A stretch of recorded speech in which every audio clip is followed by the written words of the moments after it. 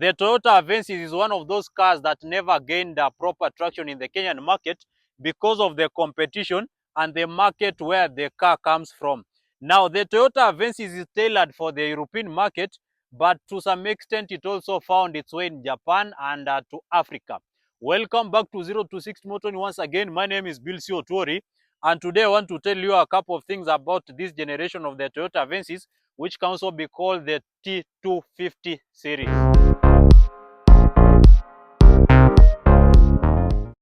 So the reason that the Toyota Avensis is not that popular in the Kenyan market is also because of the engine sizes.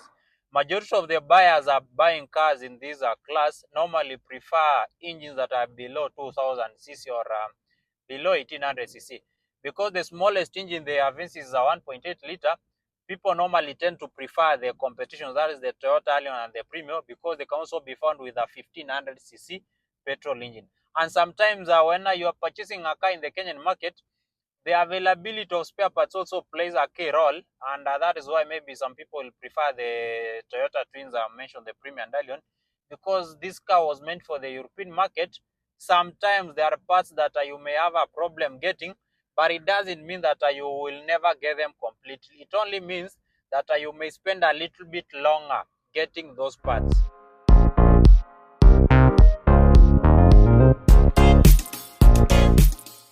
So the Toyota Avensis can be offered in two body shapes, saloon like the one I'm driving here, and it can also be found with a wagon body. Actually, in the past, I was about to purchase a Toyota Avensis, a wagon with a diesel engine and a manual transmission, but then I found a very clean Toyota Mark II Grande, and the deal was irresistible, something I could not avoid.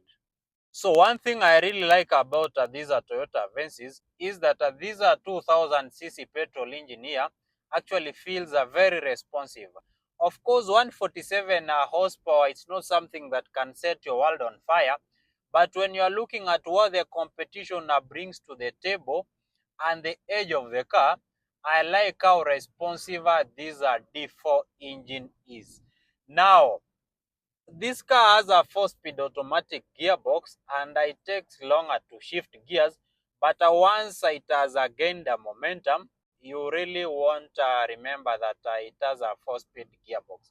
Now, when you are looking at the Toyota Avensis matters road handling, I'm now doing this is a speed of, let me accelerate a little bit.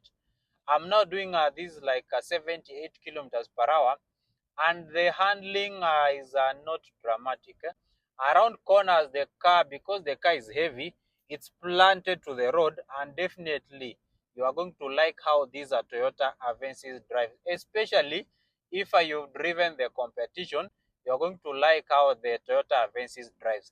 Another thing I really like about the Toyota Avensis is that the braking capability, because this car has disc brakes at the front and back. When maybe you want to stop, there is not much drama, and the stopping distance is not big. So that is something you also have to give credit to for these Toyota Avensis.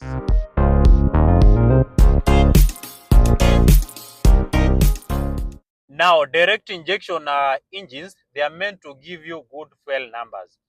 Now, the fuel consumption of these 2-liter D4 engine, when you are driving it sensibly a place that is flat and the car is well loaded, it can give you up to 12 kilometers per liter. That is a realistic fuel consumption. If you go online, of course, the numbers are going to be exaggerated to around 14 kilometers per liter.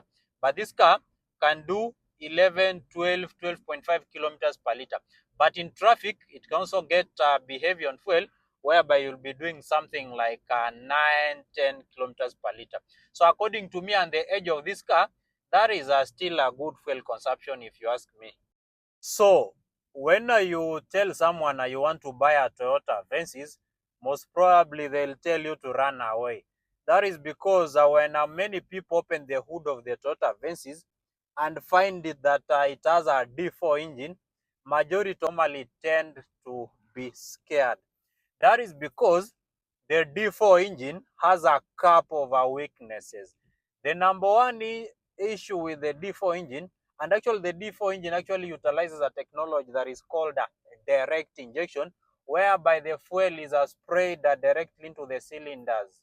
So definitely a direct injection engine is going to need clean fuel. It is more of the same like what is in the modern Subaru's direct DIT engines and the Mitsubishi GDI engines.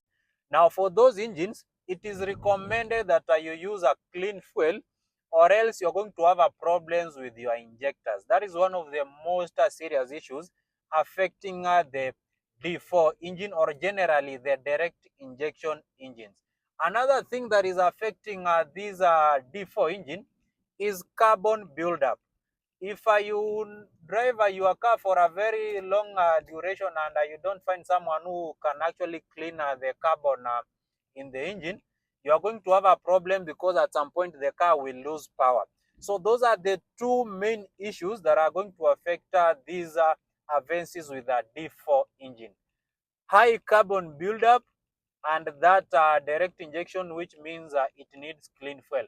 So technically that tells you, for you to live with an Avensis with a D4 engine, you need to access high quality fuel, and most importantly, you need to have a conversant mechanic who knows how to maintain direct injection engines. One of the ways of living with a direct injection engine well is first by identifying a conversant and good technician to help you maintain your car. Otherwise, you're going to have problems with these Avensis with a D4 engine. If you feel like carbon buildup, maybe using a clean fuel is going to become a big issue, then you can consider the 1ZZ engine. It's an easier engine to maintain because it's also used in the Allions and the Premios 240 series. But the D4 engine actually gives you better performance, but I'll say it's a highly sensitive engine, whereby if you don't maintain it correctly, you are going to be more familiar, or you're going to have a very many mechanics on a speed dial. So one of the easiest ways of living with an Avensis with a D4 engine is first identifying a conversant mechanic to help you maintain the car, because this is not an engine that can be maintained by any Tom and Dick.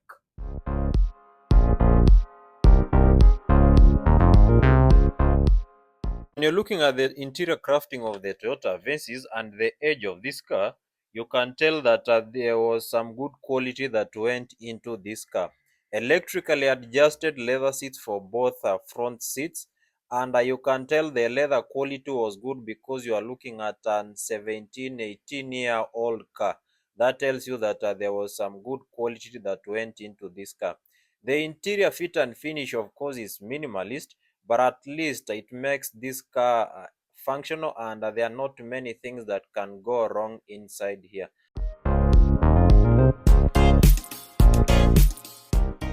So if you're working with a tight budget and you want to buy a car and you still want to stand out of the crowd, then you may consider the Toyota Avensis. If you find that the D4 engine are too sensitive to maintain, then you can consider an Avensis with a 1ZZ engine. Alternatively, at the budget of the Toyota Avensis, you can also consider the Toyota Mark II Grande, which is what I'll buy if I had money for the Toyota Avensis. Now, the D4 engine may be very sensitive to maintenance, and that's why sometimes you may find very many people telling you to avoid it.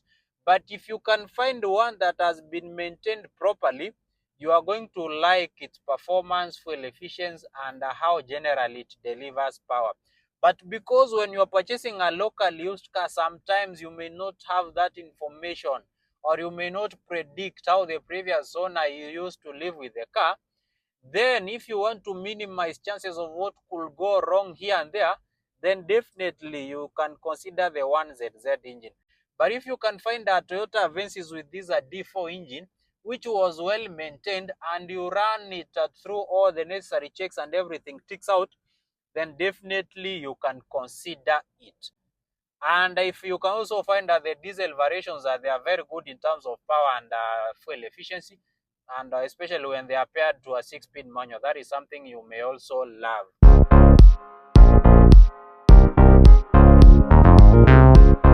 I think that is all you need to know about this generation of the Toyota Avensis. If you have a question regarding this car, you can send it on 0 to 60 motoring. That is enough for today, guys. Bye for now. I'll see you on the next one on 0 to 60 motoring.